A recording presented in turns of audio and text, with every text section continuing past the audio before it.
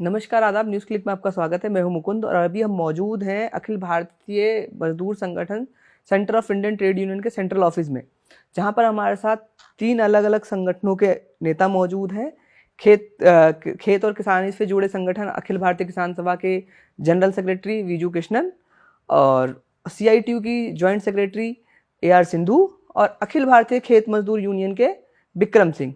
इनसे बात करके समझने की कोशिश करेंगे जो देश का ये मेहनत का सवाम है, जो ये कौम है जो पैदा करके खाती है और उत्पादन में लगी हुई है देश के, वो किन मांगों को लेकर 5 अप्रैल को दिल्ली चलने का आह्वान किया है, जिसमें इनका दावा है जो लाखों लाख की संख्या में किसान यहाँ पहुंच रहे हैं।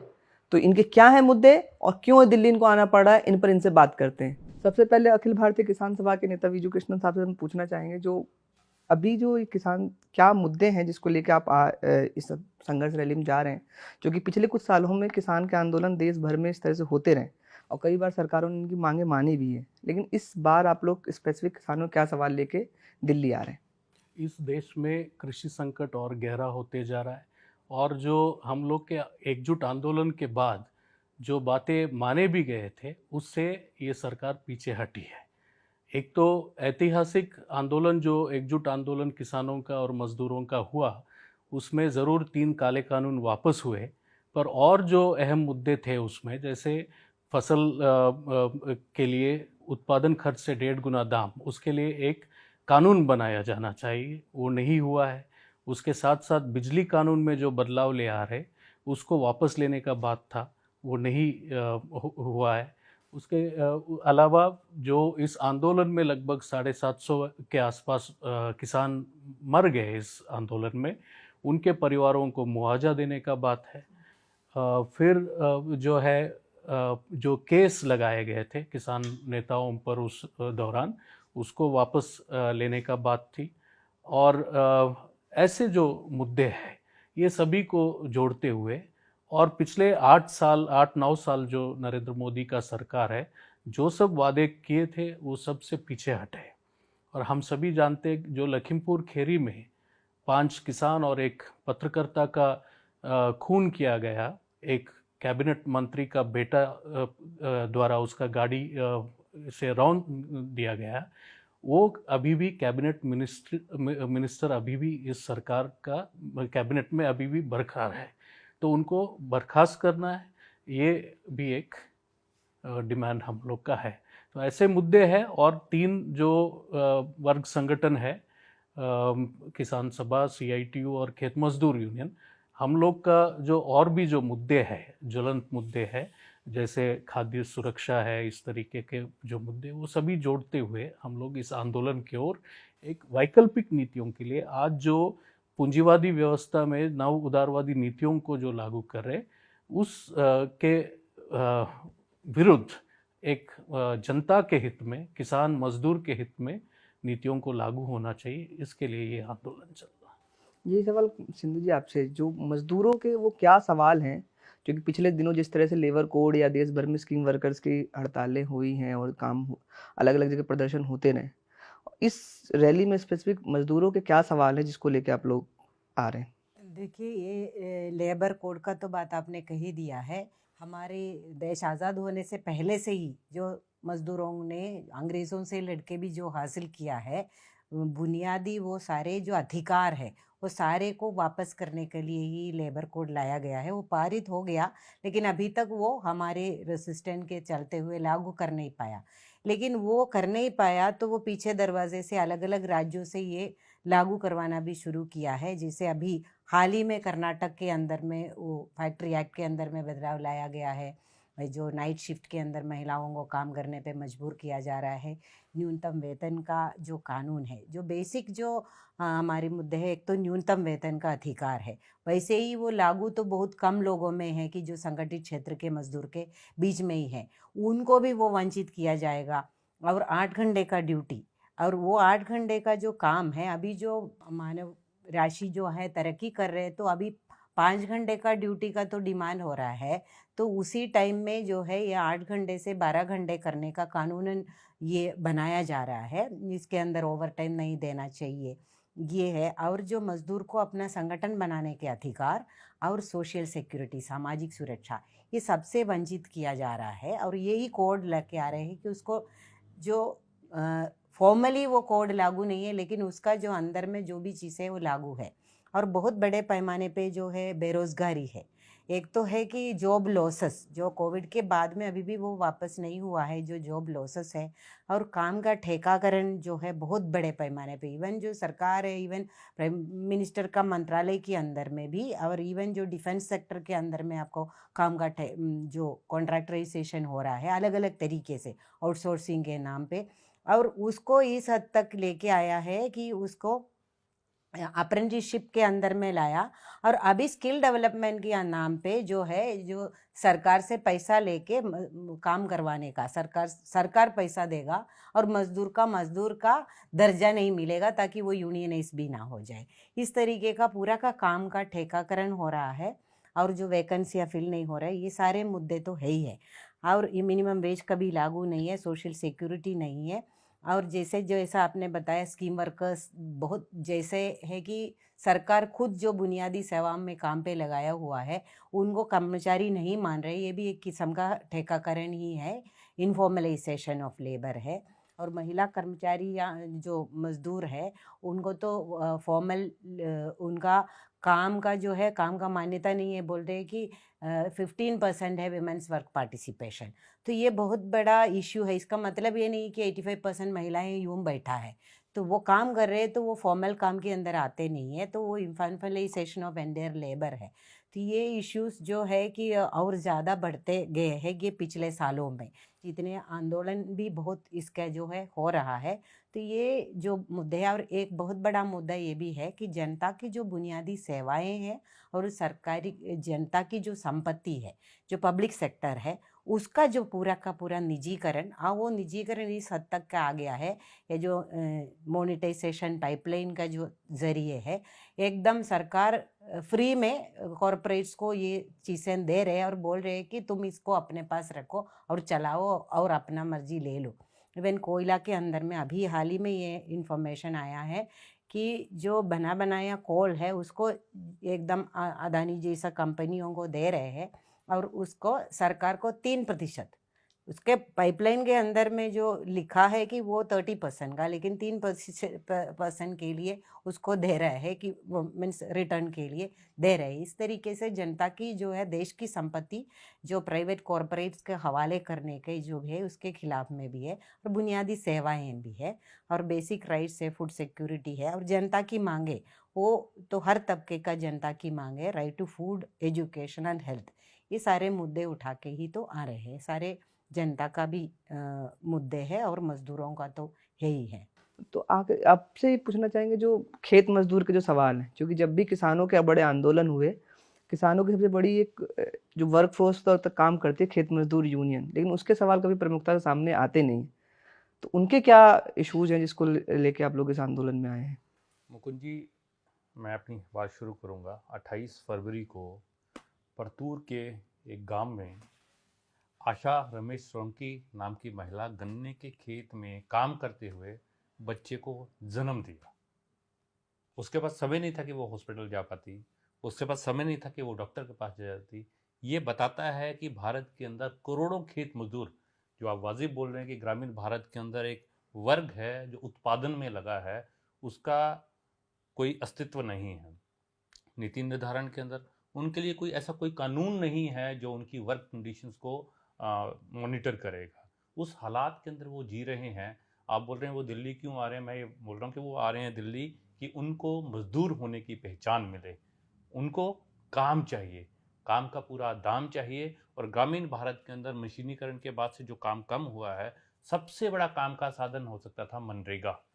हमारे भारत सरकार जिसको बोलती है कि वो लाइव उसको मोन्यूमेंट बना देगी, वो हमारे जो ग्रामीण भारत है उसके लोगों की आस है वहाँ पर, जिसके अंदर बजट कम कर दिया है। सिर्फ बजट कम नहीं किया है, जिंदा रखा है, लेकिन उसके अंदर ऑनलाइन अटेंडेंस के जरिए एक गांव के अंदर 20 से ज़्यादा काम नहीं होंगे। अभी ये बोल रहे हैं कि आधार के साथ अलग से एक पोर्टल बना रहे हैं जिसके जरिए आपकी पेमेंट होगी।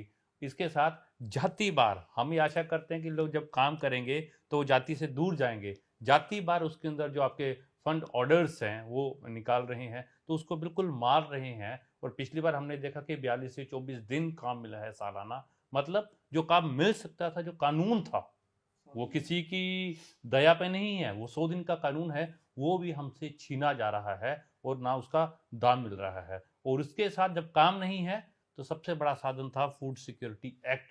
और फूड सिक्योरिटी एक्ट के अंदर भारत के बिल्कुल पूरे विश्व के अंदर बदनाम हुआ कि हम अपने लोगों को खाना नहीं खिला पा रहे, डिस्पाइट किसान और उस मजदूर मेहनत करके जितना एफसीआई के गोदाम में चाहिए उस बफर स्टॉक से ज़्यादा है, मेहनत कर रहे हैं, बफर स्टॉक से ज़्यादा है, लेकिन ना वो आम इंसान तक पहुंच रहा है और जो पैदा करता है खेत मजदूर उस तक भी नहीं पहुंच रहा है। और सरकार ने उसकी जो फूड सिक्योरिटी है, उसके जो फूड सब्सिडी है वो कम की है।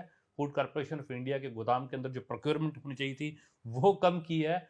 इन मुद्दों को लेकर संसाधनों में अपना हिस्सा, जमीन में अपना हिस्सा लेकर की मांग को लेकर हम आ रहे हैं और बिल्कुल स्पष्ट समझ के आ रहे हैं कि इस समय जब पूरा भारत, पूरा विश्व ये बोल रहा है कि अदानी ने करप्शन किया है, अदानी ने पूरे भारत की जनता का मूर्ख बनाया है, ये सरकार द्वारा प्रायोजित करप्शन है, ये उसके खिलाफ है। इस समय जो भारत का शासक वर्ग है वो एकजुटता के साथ अदानी के साथ खड़ा है। ये क्या बताता है कि शासक मजबूती के साथ, एकता के साथ खड़ा है। हम ये मानते हैं कि जब दुश्मन एकता के साथ खड़ा है तो जो उत्पादक वर्ग है, खेत मजदूर और किसान, उनकी एकता भी उतनी जरूरी हो जाती है। अगर भारत को संवैधानिक भारत बनाना है, अगर भारत के अंदर जमहूरियत बचानी है और अगर भारत के अंदर जिसका भारत है, मजदूरों का, किसानों का, खेत मजदूरों का, कर्मचारी का, नौजवानों का, उसके हक हुकूक को जिंदा रखना है, उसको बचाना है, इसको लेकर हम 5 अप्रैल को दिल्ली आ रहे हैं। जैसे कि आपने बताया जो खेत मजदूरों के जो सवाल हैं, जो खेत मजदूरी का हक, क्योंकि हम देखते हैं जिस तरह से फसलों का नुकसान होता है या कुछ बाकी जो मुआवजे मिलते हैं वो जमींदार को ही मिलते हैं, खेत मजदूर उसमें भी कहीं नहीं है। और अभी वो हालात है ये जो अभी जिस तरह से फसलों का नुकसान हो रहा है, तो वही भी जो आपसे पूछना, अभी जिस तरह फसल बीमा योजना सरकार लेके प्रधानमंत्री फसल बीमा योजना की तारीफ करती है जो 2% पे दे रहे हैं, अभी जिस तरह से पूरे देश भर में किसानों को नुकसान हुआ है, उसके बाद ये योजना आपको कितनी इफेक्टिव दिख रही है? एक तो ये तो पूरा एक विफल हुआ है। ये जो फसल बीमा योजना उनका फ्लैगशिप एक प्रोग्राम है, पर जब से ये आई है लगभग 40,000 करोड़ बड़े कॉरपोरेट इंश्योरेंस कंपनियों को मिला है, किसानों को नहीं मिल रहा कुछ। उसमें आप एक सही बात बताए, बटाईदारों को ये फ़ायदा नहीं है, सब्सिडीज़ का फ़ायदा बटाईदार को नहीं है, जो ज़मींदार है उनको ही इसका फ़ायदा मिल रहा है। तो पूरे देश में किसान सभा का एक बहुत बड़ा समय जाता है कि फसल बीमा जो फसल नष्ट हुआ है उन किसानों को कैसे ये मिले, उसके लिए संघर्ष होता है। अभी कुछ ही दिन पहले राजस्थान के चुरू और अन्य ज़िलों में बड़े पैमाने में आंदोलन हुआ, उसके बाद कुछ वहाँ पे ये मिला है। पर ये जो कानून ले, ये जो योजना ले आया है वो बड़े इंश्योरेंस कंपनियों को कॉरपोरेट मुनाफा बढ़ाने के लिए है। हम लोग किसान प्रीमियम भरते हैं, राज्य सरकार और केंद्र सरकार भी भरते हैं, ये सीधा जाता है इनका ये जो बड़े कॉरपोरेट कंपनियों का पास ये पूरा पैसा जाता है। ये स्थिति है, उसके खिलाफ व्यापक रूप से किसानों के बीच में असंतोष है और उसके खिलाफ संघर्ष भी चल रहा है। तो इसी से जुड़ा हुआ सवाल, जिस तरह से एक बड़ा सवाल होता है जो बटाईदार या जो भूमिहीन किसान है जो खेत मजदूरी पे जिंदा है या मनरेगा के अंदर काम कर रहा है, तो उसके लिए भी आप लोग जो फसल बीमा, एक तो नाम के लिए स्कीम तो है, तो उनके लिए कोई योजना नहीं है, तो उसकी तरह कोई डिमांड है क्या आप लोगों की? हम ये बोल रहे हैं कि जो खेत मजदूर हैं, बड़ी विडंबना है कि आज़ादी के 75 साल के बाद भी जो एक सपना खेत मजदूरों को आज़ादी की लड़ाई ने दिखाया था, जो आज़ादी की लड़ाई के जो मूल्य थे कि सबको उनकी हिस्से की ज़मीन मिलेगी, एक, और दूसरा ये सपना था कि हम तो गुलामी से बाहर चले गए हैं तो खेत मजदूर भी आज़ाद हो जाएंगे। आज़ाद हो जाएंगे तो जिस तरह से सिंधु जी बोल रहे थे, लड़ सकते हैं कि इनके पास कानून है, उसको बचाना है। हम तो ये बोल रहे हैं कि खेत मजदूरों को आप पहचान दो और उनके लिए केंद्रीय कानून लेके आएँ। जब केंद्रीय कानून आएगा तब हम उनकी बात कर पाएंगे कि वर्क प्लेस के अंदर क्या सिक्योरिटी है, या सब्सिडी उनको मिलेगी, या जो आप बोल रहे हैं कंपनसेशन मिलेगा। उनके पास तो संसाधन के नाम पे कुछ है ही नहीं। पहली जो बात है इसके अंदर कि उनके लिए केंद्रीय कानून लाना, ए, बी, उनके हिस्से की ज़मीन मिलना, जो बहुत सारी भारत सरकार ने कानून बनाए हैं उनको धरातल पर लाना, उसको लागू करना, जिसको हम भूमि सुधार बोलते थे, जो ऐतिहासिक जिसको बोलते हैं कि जो खेत मजदूरों के साथ बदखिलाफ़ी की गई है, वो है ज़मीन के मुद्दे के ऊपर। उनको ज़मीन मिलना, जब अपनी ज़मीन होगी तब ये बात की बातें सब आएगी कि उनको कंपनसेशन होगा, उनका नुकसान होगा। इसमें मैं ज़रूर बोलना चाहता हूँ, जो आप बोल रहे हैं ये बहुत वाजिब बात है कि जब फसल का नुकसान होता है, किसान को बहुत मुश्किल का सामना करना पड़ता है, पर वो रिकॉग्नाइज़ होता है। पर जब फसल का नुकसान होता है और खेत मजदूर को काम नहीं मिलता है, वो जो नुकसान है वो कहीं दिखता नहीं है।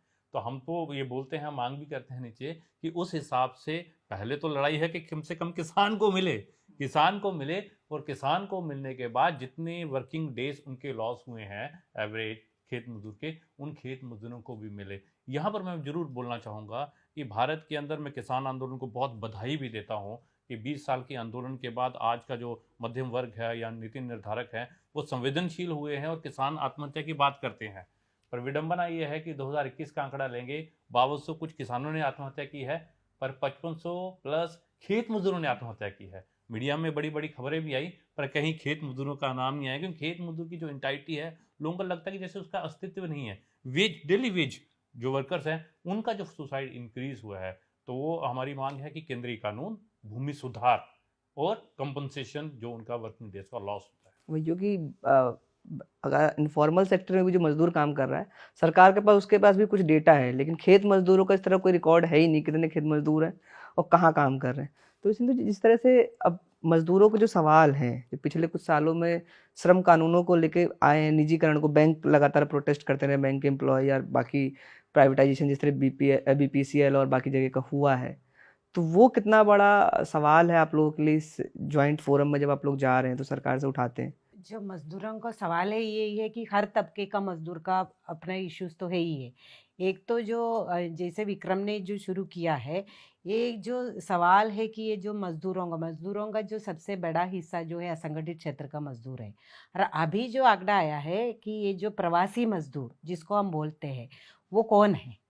वो तो किसान है जो खेती छोड़ने पे मजबूर हो रहे हैं, और खेत मजदूर है वो खेती है ही नहीं, तो वो क्या है? और वो अभी डेली वेज वर्कर हो रहा है। और वो डेली वेज वर्कर का पिछले 3 साल में ये हुआ है, एक दिन में 102, माने सरकार की जो आंकड़े में आया है 102 डेली वेज वर्कर एक दिन में आत्महत्या कर रहे हैं। तो ये कहाँ हम लेके जा रहे हैं 75 साल आज़ादी का? और इसके अंदर माने वो जिंदा नहीं रह पाते हैं, और ये 42 डेज का काम भी इनका पास में नहीं है, वही खुदकुशी करने जा रहे हैं, जो वो हालत में हो गया। और अभी भूखमरी का जो मैंने पॉवर्टी डेथ का अभी रिपोर्टिंग शुरू हो गया दोबारा, जो कोविड में जो रेशन था जो खर पहुंचा रहे थे, और उसका जो है पिछले 1 साल के अंदर उसको ख़त्म किया गया है। जो फूड सिक्योरिटी और जो रेशन के अंदर में अभी लेटेस्ट भी आया, अलग अलग तरीके से उसको ख़त्म किया गया है। एक जो है कि आधार लिंकिंग के नाम पे, प्रवासी मजदूर का तो है ही नहीं आधार लिंकिंग, जो प्रवासी मजदूर को कहीं रेशन ही नहीं मिल रहा है। और जो है अभी जैसे हरियाणा के अंदर फैमिली आईडी के नाम पे बहुत बड़े पैमाने पे लोगों को रेशन से वंचित किया जा रहा है। ये सारे कौन है? जो अवेल करते थे, डेली वेज वर्कर थे, जो आधा टाइम में खेत मजदूर और आधा टाइम में वही जो मजदूर होते थे प्रवासी सीजनल मजदूर किसान। का, तो वही थे। और वो हो सकता है वो किसान भी है कि वो पार्ट टाइम किसान है, फुल टाइम तो वो भी नहीं है, कि जो मार्जिनलाइज पर्सन है। तो इनका रेशन नहीं है, अस्पतालें बंद है, सरकारी स्कूलें बंद हो रहे हैं। तो माने मिनिमम जो जिंदा रखने वाले जो एक फैमिली को वो सारे चीज़ें ख़त्म किया गया है, और काम तो है नहीं, और काम पे जो है न्यूनतम वेतन है, ना कोई इस तरीके का कोई सुविधा है। और इवन जो आपने बोला ज़मीन का कहाँ है? कहीं रिहायशी जगह में आप जाके देखोगे कि जो है कीड़े मकोड़े की तरह रह रहे हैं। तो ये स्थिति है इसके अंदर। ये तो एक बड़ा इश्यू है, एक सामाजिक मुद्दा है, ये सामाजिक मुद्दा बन गया है आज के दिन में। ये पॉवर्टी डेथ भी अभी उड़ीसा में तो पिछले हफ्ते में एक जो है बच्चे का कुपोषण से मृत्यु का रिपोर्ट आ गया है। ऐसे हजारों अनरिपोर्टेड डेथ है, क्योंकि ये सारे जो सोशल सिक्योरिटी स्कीम्स है जो और जो बेसिक सर्विस है वो भी बंद किया गया है। तो ये मुद्दा तो है बड़े पैमाने पे। जो बाकी आपने जो बोला है, जो ऑलरेडी जो ऑर्गेनाइज सेक्टर के अंदर में भी है, उसके अंदर में भी आप देखोगे कि ये जो पब्लिक सेक्टर का बात किया और पब्लिक सेक्टर कर्मचारी का भी बात हुआ, तो वहाँ पे भी यही है कि वहाँ पे भी आप वैकेंसी देखोगे कि जो परमानेंट एम्प्लॉइज ऑलमोस्ट जो है नील होते जा रहे हैं। बहुत बड़े बड़े जो है पब्लिक सेक्टर कंपनी के अंदर में आपको जो वर्कर की जो कैटेगरी के अंदर में जो ट्रेड यूनियन का अधिकार जिसको होता है वो ऑलमोस्ट 1%, 2% से 10% तक रह गया है। बाकी आपका जो है ठेकेदार मजदूर है जो 90% वो काम कर रहे हैं। तो उनका इवन जो है जैसे आपका परमानेंट एम्प्लॉय का अगर 60,000 रुपया मिलना है तो इसको तो 6,000 भी नहीं मिल रहा है। तो ये हालात के अंदर में है, वो इश्यूज तो हम उसको उठा के वो आंदोलन के अंदर में ये बहुत ये है बहुत बड़ा इश्यूज है कि जो मजदूर अपने हक के लिए लड़ रहे हैं। और उसी के अंदर में उससे तो एकदम जुड़े हुए हैं कि ये जो पब्लिक सेक्टर है जो देश का निर्माण के लिए जो बनाया था और उसको चलाया था, उसी को ही खत्म करे तो फिर मजदूर कहाँ बचेगा। तो ये देश का जो बुनियादी जो है डिफेंस सर्विस का फैक्ट्रियां हो या आपका जो है पावर सेक्टर का हो, इलेक्ट्रिसिटी को पूरा का पूरा अभी जो महाराष्ट्र का तो उत्तर प्रदेश में भी हुआ है, अदानी के यही अदानी को देने के लिए तो महाराष्ट्र में किया था कि पूरा उसका वितरण जो है अदानी को ही दे दे। और वो जो है माने जो देश के लिए जनता के लिए जो बुनियादी जो भी चीज़ें ज़रूरत है वो सारे को कॉरपोरेट्स के हवाले कर रहे हैं और जनता को गुलाम बना के वो कानून ख़त्म करके दे रहे। तो ये इश्यूज़ के खिलाफ में ही आंदोलन हर तबके के लोग कर रहे हैं। जैसे इलेक्ट्रिसिटी का आपने जो बताया है कि महाराष्ट्र का इलेक्ट्रिसिटी वर्कर्स का शानदार हड़ताल और सरकार को झुकना पड़ा, और इसके जो यूपी का इलेक्ट्रिसिटी वर्कर्स का और गवर्नमेंट एम्प्लॉइज़ का, इसके अंदर में CITU के अलावा जो हमारा सर्विस सेक्टर एम्प्लॉइज़ है, state government central government employees है, बैंकिंग सेक्टर एम्प्लॉइज़ है, इंश्योरेंस सेक्टर एम्प्लॉइज़ है, BSNL कर्मचारी, ये सब लोग भी ये रैली में नहीं, शामिल जैसे है। वो उत्तर प्रदेश वाले में हड़ताल के बाद से जिस तरह से गवर्नमेंट एक्शन ले रही है वहाँ एम्प्लॉयज़ के खिलाफ, लगातार धरपकड़ की खबरें आ रही हैं। अब तो बोल दिया जो A क्लास ऑफिसर अपना प्रॉपर्टी का बताए कितना उनका उस पर आय से ज़्यादा अधिक का मामला बनाने की कोशिश हो रही है, सारी चीज़ें। इसको आप लोग क्या अपने इस रैली में एड्रेस कर रहे हैं? यही तो हमारा जो है कि ये जो right freedom of association and collective bargaining, ये जो है देश का डेमोक्रेसी बचाने का बेसिक ये प्री कंडीशन है। तो उसी से ही तो ये पूरा आज़ादी ही बना है, ये देश का संविधान का ही बुनियाद हुई है। तो उसी का ही ऊपर हमला है, तो वही है लेबर कोड के अंदर में ऑलरेडी लाया गया है। वो लागू नहीं है, लेकिन कोड लागू नहीं है लेकिन वो कानून लागू है। यही एस्मा लगाने का बात है, और यूपी के अंदर में वो लगाया गया था। और जो है लेकिन वो जो कंडीशन से जो स्ट्राइक विड्रॉ हुआ उसी के अंदर में ये देयर वाज नो, ये जो कोई भी इसके इस तरीके का एक्शन नहीं लेना चाहिए था। लेकिन जो भी लीडरशिप में था, जैसे योगी राज में है, तो और कई उम्मीद नहीं कर सकते इस तरीके का जो मजदूरों का अपने अधिकार के ऊपर में हमले है। मजदूर का ही नहीं, हर एक तबके का जैसे ही है कि ये जो जनवादी अधिकार है उसमें है, वो एक डराने की कोशिश है और बांटने का कोशिश है, ये दोनों चलते आ रहे हैं। तो ये भी एक बहुत बड़ा मुद्दा है कि जो देश का संविधान बचाने का ही है कि ये जो ये विंडिक्टिव मेजर्स है इसको इसके खिलाफ में भी। अपनी बातचीत में दोनों ने ही कहा सरकार लगातार PDS को कम कर रही है, लेकिन दूसरी तरफ उसका सबसे बड़ा प्रचार ये जो 80 करोड़ लोगों को मुफ्त अनाज दे रही है, 5 किलो अनाज इस तरह से वितरित किया था। तो इससे जुड़ा हुआ सवाल है जो MSP का सवाल आप लोगों के किसानों के लिए कितना जरूरी था, जो पिछली बार सरकार मुकड़ गई और उसको नहीं दिया, उसके खिलाफ आप आंदोलन किए। और इसी में उसके बाद आप बताइए जो तैयारियां कैसी चल रही हैं आप लोगों की इस तरह? एक तो इस सरकार करोड़ों रुपया, हजारों करोड़ प्रचार में लुटाते हैं, और उसमें कुछ आंकड़े, यहाँ मोदानी काल का कुछ आंकड़े कहना भी ज़रूरी है। एक तो इस काल में 1 लाख से ज़्यादा किसान और खेत मजदूर खुदकुशी किए। इसी समय में 2.5 लाख से ज़्यादा दिहाड़ी मजदूर खुदकुशी किए, और जो बेरोजगार युवा भी जोड़ दे, कुल मिला के 4 लाख से ज़्यादा सरकारी आंकड़े कहते हैं। ये पूरा दुनिया में कहीं पे ऐसा एक मिसाल नहीं देखने को मिलेगा। और जो ग्लोबल हंगर इंडेक्स, भुखमरी जो बढ़ रहा है और कुपोषण से जो मर रहे हैं कॉमरेड तो बात रख रहे थे कि महाराष्ट्र का एक बात अगर उठा है, एक साल में 21,000 के आसपास बच्चे महाराष्ट्र में खुद ये कुपोषण से मर रहे हैं, और छत्तीसगढ़, झारखंड, ओडिशा या मध्य प्रदेश, इसका और भी खतरनाक एक स्थिति वहाँ पे है।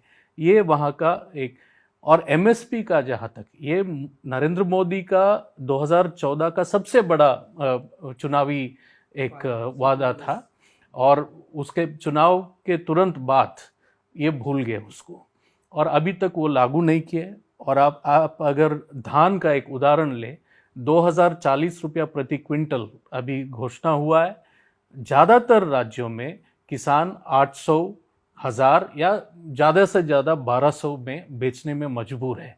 ये स्थिति है क्योंकि सरकारी खरीद नहीं हो रही है, और अन्य फसलों का तो गेहूं और चावल का फिर भी थोड़ा खरीद हो रहा है, और जो 23 के आसपास कुल मिला के फसल है उसमें कोई खरीद हो ही नहीं रहा है।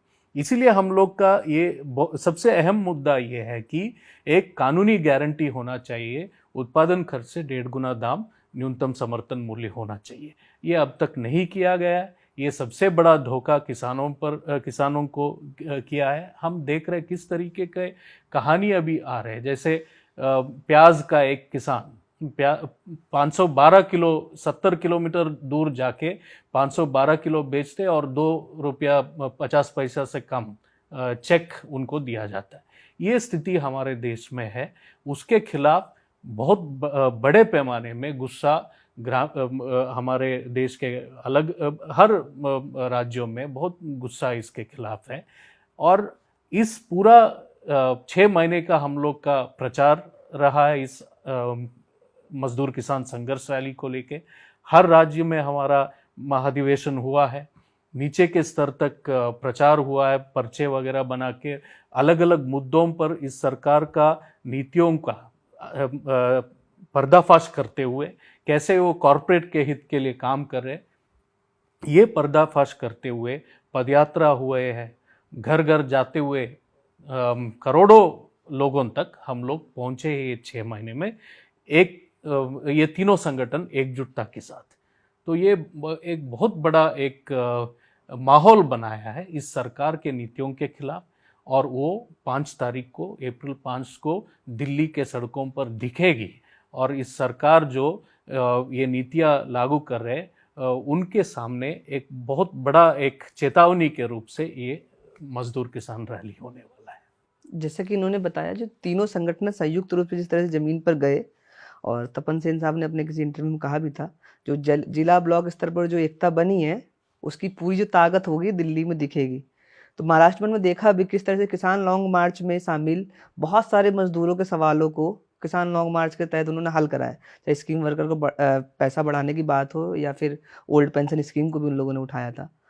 तो आप CITU इस पूरे जो एकता तीनों बनी है इसको कैसे देखती है? पिछले कुछ सालों में जिस तरह से हुआ है, मजदूर किसान खेत मजदूर एक साथ आके आंदोलन लगातार कर रहे हैं और कई जगह जीत भी हो रही है, तो वो एक तो आप कैसे देख रहे हैं? और 5 अप्रैल की रैली के लिए CITU की अपनी तैयारियां कैसी? ये जो 3 संगठनों ने जो पहलकदमी किया है, और वो हमारा काफ़ी सालों से ये जो एक साथ में जो एकजुटता और एक दूसरे का जो भी आंदोलन है उसको एक समर्थन देने का जो प्रक्रिया, और वो तीनों संगठनों ने काफ़ी सालों से हम चला रहे थे। तो इसका एक जो है एक नतीजा भी आप देख सकते हैं कि ये पिछला किसान आंदोलन में दिखा था, और वो उसके पहले वो कोविड के दौरान पूरा लॉकडाउन था। लॉकडाउन में भी एक और चीज़ देखा कि ये जो पिछले 30 साल का जो एंटी न्योलिबरल आंदोलन का जो है उसमें जो जनता का जो चेतना में और इसकी ज़रूरतों का, ये आंदोलन के प्रति और एकता बनाने का, एक दूसरे के आंदोलन के जो समर्थन देने की जो ज़रूरतों को वो हमें दिखा। और वहाँ पे एक जो है किसान आंदोलन में एक ये काले कानून के खिलाफ में जो आया है उसका एक स्पॉन्टेनियस रिएक्शन था कि मज़दूरों का, ये ऑल इंडिया लेवल से कॉल देने की ज़रूरत ही नहीं पड़ा था कि नीचे मज़दूर किसानों के समर्थन में, खेत मज़दूर भी समर्थन में आ गया। तो वो एक जो है कि इसका एक चरण में आ गए थे, तो वो उसका एक बड़ा व्यापक एकता और मजदूर किसान एकता का जो नारा जो ये किसान आंदोलन में उसको व्यापक नीचे लेवल तक जा पाया है। उसको लेकिन वो प्रायोगिक रूप में हर एक गांव तक जो वो तो जनरल एक अंडरस्टैंडिंग है, लेकिन नीचे में आपसी जो कॉन्ट्रडिक्शन है, कॉन्फ्लिक्ट है, ये सारा तो है, अलग अलग जात पात का भी सिस्टम है, ये सारा है, लेकिन एक जो है ओवरऑल एक जो है, जैसे विक्रम ने बताया, दुश्मन का जो एकता वो दिख रहा है, उसके खिलाफ हमारी एकता और हमारी ये जात पात में जो धर्म में बांटने का जो इनका रणनीति है, ये पहचान हुआ है। और ये जो है वर्गीय मुद्दे के आधार पे जो एक एकता बनाने का जो बहुत बड़ा एक पहल हुआ है, ये हम सोचते हैं कि एक जो है अगला पड़ाव है, एक बड़ा क्रूशियल पड़ाव है पूरे भारत का, जो जनवाद बचाने की जो प्रक्रिया, जो जनता की आंदोलन हो रहा है, और जहाँ पे ये कॉरपोरेट कम्युनल राज ये बीजेपी के नेतृत्व में है, इसके जो टकराव के अंदर में एक बड़ा पड़ाव में हम खड़े हैं।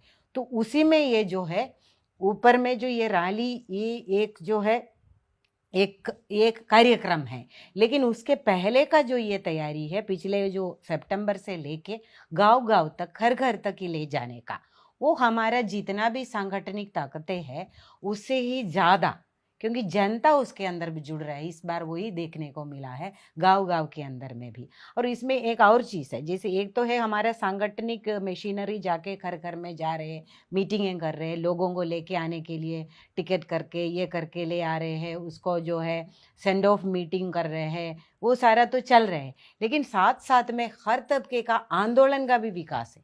हर लोकल में अपने गांव के मुद्दे के लेके, फसल के मुद्दों को लेके, या मनरेगा का मुद्दे को लेके, और जो ट्रेड यूनियन का हिसाब से है तो जैसे स्कीम वर्कर्स का, वो तो पिछले कोविड के हाल में भी हम देख रहे हैं कि बहुत बड़ा आंदोलन है, और अभी इसका पिछले 3 महीने में आप देखोगे तो आशा, आंगनवाड़ी, मिड डे मील, इनका आंदोलन है। और जो ये जो संगठित क्षेत्र के अंदर, कोयला के अंदर हो, पब्लिक सेक्टर के अंदर हो, इलेक्ट्रिसिटी वर्कर्स का, पेट्रोलियम का, फिर जो है सर्विस सेक्टर के अंदर बैंकिंग, इंश्योरेंस, ये हर तबके का, BSNL, ये हर सब तबके का आंदोलन भी है, वो आंदोलन के साथ में ये कार्यक्रम जुड़ रहा है। तो ये एक बहुत बड़ा कि एक जो है पड़ाव में है, इसको आने वाले दिनों में जो दोनों जो मंच है, जो जॉइंट ट्रेड यूनियन प्लेटफॉर्म है, उनका जो है 30 जनवरी को कन्वेंशन में उन्होंने आंदोलन के लिए घोषणा किया, और जो जॉइंट ये प्लेटफॉर्म है, जो संयुक्त किसान मोर्चा है, और जो संयुक्त हमारा खेत मजदूर का जो संगठनों का भी है, वो आंदोलन भी जो चल रहा है, वो दोनों ने भी एक दूसरे का समर्थन किया है। आने वाले दिनों में हमारा ये उम्मीद है और हमारा ये प्रयास है कि ये मजदूर और किसान और खेत मजदूर की जो एकता है, ये मंचों की एकता ही नहीं है, वर्गीय एकता बन के यही ये कॉरपोरेट और कम्युनल राज का खिलाफ में होगा। और उसका तो पूरा का पूरा दिल्ली को लाल करके 5 अप्रैल को पूरा का पूरा दिखाने का ये हमने वो तो होगा ही उस दिन में, और वो उसके आगे का जो आंदोलनों का घोषणा भी उस दिन होगा। ठीक, जैसे किसानों का और उन्होंने बताया जो अंदर कन्फ्लिक्ट होता ही है, जैसे खेत मजदूर और खेत किसान, तो उसके लिए तो कॉर्पोरेट बाद में आता है, पहले बड़ा जमींदारी आता है। और पिछले आंदोलन में हमने देखा भी, किसान आंदोलन में उन्होंने साथ भी दिया, लेकिन उन आंदोलनों से, एक तो साझे आंदोलनों से खेत मजदूरों को क्या मिला, और इस साझे आंदोलन से आप लोगों को क्या उम्मीद है? मेरा सीधा उत्तर है, उस आंदोलन से खेत मजदूरों की खाद्य सुरक्षा बची। अगर एसेंशियल कमोडिटी एक्ट लागू हो जाता तो ना गोदाम बचते, ना MSP मिलता, ना प्रोक्योरमेंट होती, और ना ही अनाज मिलता। ये सही है कि जो विरोधाभास है दोनों संगठनों, दोनों वर्गों के बीच में, खेत में उसको लेके है, पर अगर किसानों को MSP मिलेगा तो हम ऐसा मानते हैं कि MSP के अंदर न्यूनतम वेतन होगा ही होगा, तो किसान आनाकानी नहीं करेगा। ये जो एकता उभरी है, ये कोई सिद्धांत से नहीं उभरी है, ये हमारे अनुभव से उभरी है। जब हम अनुभव के आधार पे हमने देखा कि जैसे सिंधु भी बोल रहे थे, बीजू भी बोल रहे थे कि बहुत अच्छा नीचे रिस्पॉन्स है, उसका कारण हमारा नहीं कि हमारे संगठनों का बहुत बड़ा प्रभाव नहीं है। उसका कारण क्या है? जनता के अपने अनुभव। ये जो नव उदारवाद का जो ये दौर है, 3 डिकेड हो गए हैं, और जो आपका नरेंद्र मोदी जी है वो तो उसके ध्वजारोहक बने हैं, एक कदम आगे लेके जा रहे हैं। उससे जो जनता पीड़ा महसूस कर रही है वो इकट्ठे हो रही है। और मैं ये जरूर बोलना चाहता हूँ, भारत में पिछले 8-9 साल से बहुत बड़ी डिबेट है कि ये जो सांप्रदायिक ताकतें हैं, जिसका फांसीवादी चेहरा है, इनकी तो स्किल है जनता की एकता को तोड़ने की, इसको कौन रोकेगा? किसान आंदोलन ने उसका उत्तर दिया कि जो मेहनत कश वर्ग है, किसान, मजदूर, खेत मजदूर, वो उसको रोकेगा। उसने पूरा डिस्कोर्स चेंज किया, आइडेंटिटी के डिस्कोर्स को बदलकर उसने जनता के मुद्दों के ऊपर लाया। ये उसका उत्तर है। और मैं ये जरूर बोलना चाहता हूँ, वर्तमान समय के अंदर जितनी बड़ी संख्या में लोग तैयार हो रहे हैं, दिल्ली पहुंचेंगे कितने लाखों में, पर करोड़ों लोग नीचे इन्वॉल्व हैं इस पूरी प्रक्रिया के अंदर, वो हमारी जमहूरियत को मजबूत कर रहा है। और अंत के अंदर ये बात बोलते हुए, वर्तमान के अंदर हमसे छुपा नहीं है कि संसद अपना काम नहीं कर रहा है। और ये कौन रोक रहा है उसको? ये भारत के लोकतंत्र में पहली बार हो रहा है कि जिसका काम संसद चलाना है वो संसद रोक रही है। तो जब संसद आवारा हो जाता है, लोहिया जी के शब्दों में, जनता उसके ऊपर लगाम लाती है। 5 अप्रैल को जनता, भारत की जनता, भारत का मेहनत का वर्ग जिसका प्रतिनिधित्व संसद करता है, वो अपना काम नहीं कर रहे। उसके लगाम लगाने के लिए भारत की जनता आ रही है 5 अप्रैल को, और बड़ी संख्या में वहां पर पहुंचेगी। केवल अपनी रोजी रोटी को नहीं बचाएगी, केवल अपना काम नहीं बचाएगी, लेकिन भारत के अंदर भारतीय लोकतंत्र को भी बचाएगी। शुक्रिया आप तीनों का समय देने के लिए इतना। जैसे कि अंत में उन्होंने कहा, ये जो किसान मजदूर, खेत मजदूर दिल्ली आ रहे हैं सिर्फ अपनी मांगों के लिए नहीं, भारतीय लोकतंत्र को बचाने के लिए आ रहे हैं। इसी के साथ इस इंटरव्यू में इतना ही। आगे के लिए देखते रहिए न्यूज़ क्लिक। धन्यवाद।